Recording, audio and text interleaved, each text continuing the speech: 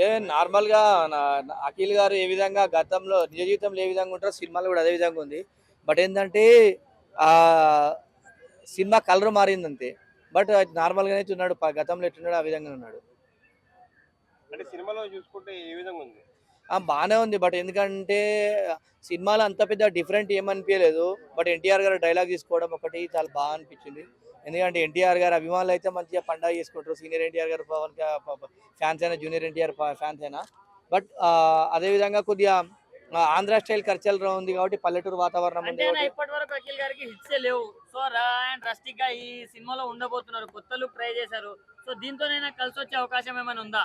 Hit లేని hero Akkineni Akhil. మరి ఈ సినిమాతోనైనా హిట్ రావాలి. హిట్ లేని హీరో కాబట్టి మరి చూడాలి. ఎందుకంటే ఇన్ని సినిమాలు తీసినా కూడా వాళ్ళు సక్సెస్‌ఫుల్‌గా రాలేకపోతుర్రు. వీళ్ళు చూడాల్సి ఉంది. బట్ ఏదైనా కూడా హీరోయిన్ మాత్రం మంచి గ్లామరస్‌గా అనిపించిందండి. ఆ బండి సీన్‌లో హీరోయిన్ బండి నడిపించడంలో అదైతే చాలా బాగా అనిపించింది. అంటే హీరోయిన్ గారు కాల్ పెడితే ఐరన్ లాస్ట్ రాంపోతినేని గారితో సినిమా కూడా పోయిందని చాలా మంది కావాలని ట్రోల్ చేస్తున్నారు. వాళ్ళకి ఏం చెప్తారు? అంటే ఈ సినిమా మాత్రం ఒక పల్లెటూరు వాతావరణం లాగా అనిపించింది కాబట్టి ఆ విలేజ్ కల్చర్ ఉంది కాబట్టి సినిమా హిట్ అయ్యే అవకాశం ఉంది.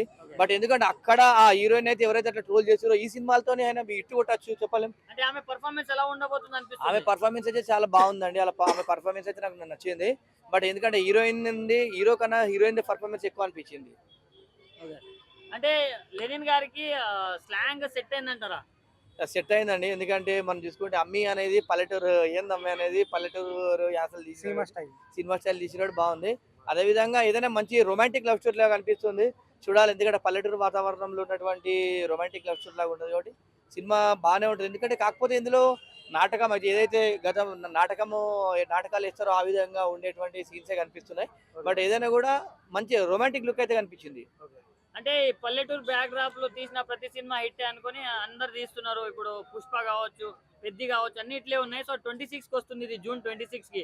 సో ఇది కూడా అదే ఫాలో అయిందని చెప్పుకోవచ్చా? అంటే గుర్తుపెట్టుకోండి స్టోరీలో అయితే కంటెంట్ అనేది దమ్ముండాలి. ఎందుకంటే పల్లెటూరు వాతావరణం చూపించి ఏదో పల్లెటూరుని చూపిస్తే సినిమాలు హిట్ కావండి. మంచి రొమాంటిక్ లవ్ స్టోరీ ఉండాలి. డిఫరెంట్ లవ్ స్టోరీస్ కానీ సినిమా మంచి స్టోరీలో దమ్ముంటే గిట్ట హిట్ అవుతుంది తప్ప ఏదో పల్లెటూరు వాతావరణం తీసుకున్నట్టే సినిమా హిట్ సో కాదు. అయ్య గారి గురించి ఒక్క మాటలో ఏం చెప్తారన్న?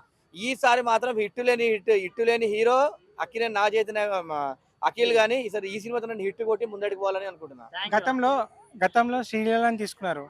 ఆమెను తీసేసి ఇప్పుడు భాగ్యశ్రీని పెట్టారు. మరి డెసిషన్ కరెక్ట్ అంటారా?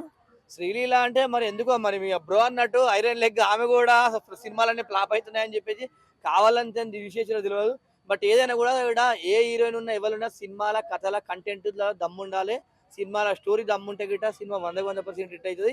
హీరోయిన్ కాలు పెట్టింది ఇదని కాదు, సినిమాలో మాత్రం స్టోరీ బాగుండాలి.